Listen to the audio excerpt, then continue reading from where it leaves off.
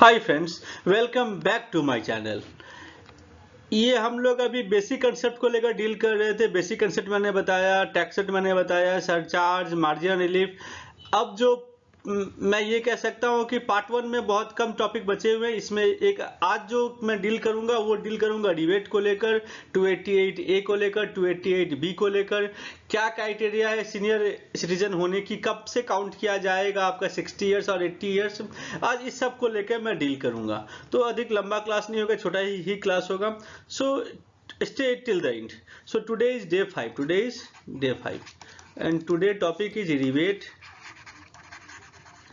87A, 288A, 288B and conditions for claiming or senior citizen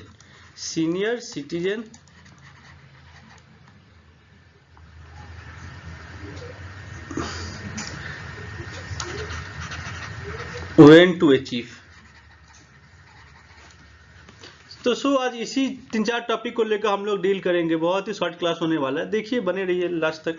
आइए, अब आपका आता है 87A। तो section 87A rebate, section 87A rebate. Rebate कब मिलता है? रिबेट कब मिलता है? व्हेन, कब एप्लीकेबल होगा? When income is less than 5 lakh. यदि आपका इनकम 5 लाख तक है, 5 लाख से अधिक इनकम होने पर रिबेट नहीं मिलेगा। इनकम का रिबेट कब मिलेगा?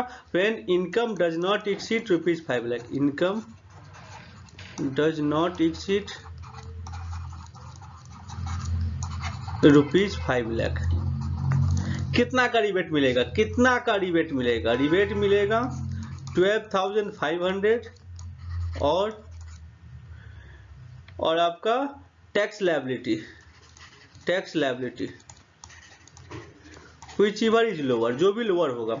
सपोज कीजिए आपका इनकम यदि 3 लाख है तो 2.5 लाख तक तो नील है, तो 2.5 से 3 लाख, 50,000 का 5%, 50,000 का 5% कितना होगा? 2,500। तो जो 2,500 होगा, 2,500 और 12,500 व्हिच एवर इज लोअर, आपको 2,500 का रिबेट आपको मिल जाएगा। ये रिबेट कब तक मिलेगा? जब तक इनकम आपका 5 लाख है। जैसे ही आपका इनकम 5 लाख से अधिक होता है तो आपको रिबेट नहीं मिलता। वैसे तब आपको रिबेट नहीं मिलता। कुछ और इंपॉर्टेंट टॉपिक है रिबेट को लेकर, उसको हम लोग नेक्स्ट स्लाइड में डील करते हैं। अब कुछ इंपॉर्टेंट पॉइंट को लेकर डील करते हैं कि रिबेट किसको मिलता है। रिबेट मिलता है ओनली रेसिडेंट इंडिविजुअल को। 87A का जो रिबेट है, 87A rebate is available only to resident individual। Rebate HUF को नहीं मिलता है, किसी अदर जो फॉर्म बोलिए या फिर बॉडी AOP BOI, किसी को रिबेट नहीं मिलता। रिबेट सिर्फ इंडिविजुअल को मिलता है। वो भी कौन सा इंडिविजुअल? रेसिडेंट इंडिविजुअल होना चाहिए। एग्जाम में ऐसे क्वेश्चन आ सकता है कि नॉन रेसिडेंट है, 4 लाख का इनकम है, बताओ कितना रुपया टैक्स होगा। तो दिस टाइप ऑफ क्वेश्चंस में कम इन योर एग्जाम। तो समझ गया बात आप। रिबेट सिर्फ आपका रेसिडेंट इंडिविजुअल को मिलता है, ठीक है। नेक्स्ट क्या हुआ? नॉन रेसिडेंट को नहीं मिलता। नेक्स्ट क्या हो गया? 87A का जो रिबेट है, 87A का रिबेट किसको नहीं मिलता है? 87A का रिबेट नहीं मिलता है, not available on share market वाले long term capital gain under section 112A। 112A जो लॉन्ग टर्म कैपिटल गेन होते हैं शेयर मार्केट वाले, उसके ऊपर रिबेट नहीं मिलता। उसके ऊपर 87A का रिबेट नहीं मिलता है। उसके ऊपर 87A का रिबेट नहीं मिलता। सपोज कीजिए आपका शेयर मार्केट से लॉन्ग टर्म कैपिटल गेन है 5 लाख रुपीज का, तो आपका टैक्स लायबिलिटी कितने की आएगी? 5 lakh in excess of ₹1 lakh. 4 lakh रुपए का हो गया, उसमें 2.5 लाख का वैसे आपको छूट मिल जाता है। तो जो भी आपकी लायबिलिटी आएगी उसके ऊपर आपको 87A का रिबेट नहीं मिलेगा। लॉन्ग टर्म कैपिटल गेन के ऊपर में 87A का रिबेट नहीं मिलता। हम लोग जब कैपिटल गेन के चैप्टर में जाएंगे तो इस टॉपिक को डिटेल में डील करेंगे अलॉन्ग विद द सम्स। तो ये आपका टोटल रिबेट को लेकर था। कुछ क्रूशियल पॉइंट है जो आप लोग को मेरे ख्याल से आपको नहीं पता होगा, फिर आप उसको एक बार देख लेंगे तो अच्छा रहेगा। तो ये आपका हो गया 87A रिबेट। अब क्या आ गया? Section 288A। 288 क्या होता है? 288 आपका होता है rounding off income and 288B होता है राउंडिंग ऑफ टैक्सेशन। तो बताइए 288 मतलब क्या हो गया? 288A is rounding off income, rounding off taxable income. Suppose कीजिए आपका 5 हेड से इनकम आ गया, 5 हेड्स के इनकम को आपने ऐड कर दिया, उसमें 80C से 80U तक का चैप्टर 6A का बेनिफिट ले लिया, फिर जो इनकम बचता है जिसके ऊपर टैक्स कंप्यूट करते हैं उसको हम लोग राउंड अप करते हैं to the nearest multiple of ₹10। यदि 5 से कम है, यदि ₹5 से कम है, जैसे सपोज कीजिए आपका इनकम यदि 9,85,974 है, तो हम लोग इसको कर देंगे 9,85,970, rounding up to the nearest multiple of ₹10। यदि ये आपका 9,85,975 है तो ये आपका होगा 9,85,980। समझ गए। तो जो टैक्सेबल इनकम होता है जिसके ऊपर हम लोग टैक्स लायबिलिटी निकालते हैं उसको हम लोग राउंडिंग अप करते हैं to the nearest multiple of ₹10 as per section 288A। ऐसे ही आपका 288B, 288B क्या बोलते हैं? Rounding up of tax, rounding off tax, rounding off tax. ये क्या होता है? ये आपका हो गया जो टैक्स आती है, जो टैक्स लायबिलिटी आती है, हम लोग उसको भी राउंड अप करते हैं to the nearest multiple of ₹10। Suppose कीजिए आपका ये आपका टैक्स लैब, ये आपका टैक्स सपोज कीजिए कुछ था इसमें, प्लस में आपका एजुकेशन सेस हो गया, सब मिला के आपका इनकम, आपका लायबिलिटी आती है 98254। एग्जाम्पल के लिए मैं बता रहा हूं। तो आपको कितना टैक्स पे करना पड़ेगा? आपको टैक्स पे करना पड़ेगा, आप इसको 288B में राउंड अप कर दीजिएगा और आपको पे करना पड़ेगा 98250। सेम कहानी, 5 से कम है तो नियरेस्ट मल्टीपल ऑफ 0 आ जाएगा और 5 से अधिक है तो नेक्स्ट मल्टीपल ऑफ 0 आ जाएगा। समझ गए। यदि सेम यहाँ पर 98255 होता तो आपका टैक्स लायबिलिटी आती 9825260। समझ गया। तो ये आपका 288A और 288B को लेकर कहा गया है कि rounding up to the nearest. 288A आपका हुआ rounding up of taxable income और 288B हो गया rounding up of tax liability. I think this point is clear. Next आपका आ गया सीनियर सिटीजन। ये भी एक इंपॉर्टेंट टॉपिक है कि कब माना जाएगा कि कोई सीनियर सिटीजन हो गया। सीनियर सिटीजन 60 इयर्स और 80 इयर्स कब अचीव माना जाएगा? तो आप सीनियर सिटीजन 60 इयर्स बोलिए या सुपर सीनियर सिटीजन बोलिए, 80 इयर्स बोलिए, सुपर सीनियर सिटीजन।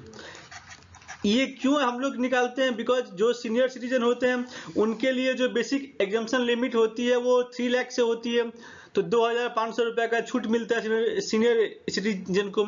और जो सुपर सीनियर होती है उनका बेसिक एग्जम्पशन लिमिट 5 लाख से माना जाता है। तो हम लोग कब निकालेंगे कि कोई इंडिविजुअल सीनियर सिटीजन हो गया? यदि ड्यूरिंग द प्रीवियस ईयर, यदि सपोज कीजिए हमारा प्रीवियस ईयर 1422 से लेकर 31 मार्च 23 तक है। इस ड्यूरिंग द प्रीवियस ईयर में कोई भी यदि 60 इयर्स अचीव कर लेगा तो उसका जो कंप्यूटेशन होगा वो 60 इयर्स के हिसाब से होगा, उसको हम लोग सीनियर सिटीजन मानेंगे। If any individual achieved 60 years during the previous years, then that person is treated as senior citizen for the purpose of computation and tax liability। समझ गए। तो यदि कोई सपोज कीजिए किसी का 60 इयर्स अचीव हो रहा है 31 दिसंबर 2022 को, तो क्या वो सीनियर सिटीजन माना जाएगा उस प्रीवियस ईयर में? तो हाँ वो माना जाएगा, हाँ वो माना जाएगा। समझ गए। तो यदि आप during the previous year 60 years को अचीव करते हो या 80 इयर्स को अचीव करते हो तो आप सीनियर सिटीजन माने जाओगे फॉर द होल ईयर। क्योंकि नॉर्मली क्या होता है, जो टैक्स कंप्यूट होता है, जो टैक्स लायबिलिटी होती है वो असेसमेंट ईयर में होती है, और यदि आपने 60 और 80 कंप्लीट कर दिया प्रीवियस ईयर में तो एज यूजुअल आपने 60 और 80 कंप्लीट कर चुके हो असेसमेंट ईयर में। इसीलिए यदि आप प्रीवियस ईयर में कभी भी 60 इयर्स और 80 इयर्स से कंप्लीट करते हो तो आप माने जाओगे कि आप सीनियर सिटीजन हो। एक अजीब सा केस आया था कि किसी का जो कोई एक बंदा ऐसा है जो पैदा हुआ है 1/4/1963 को, 1/4/1963 को वो पैदा हुआ है। तो उस केस में वो सीनियर सिटीजन कब माना जाएगा? उस केस में वो सीनियर सिटीजन कब माना जाएगा।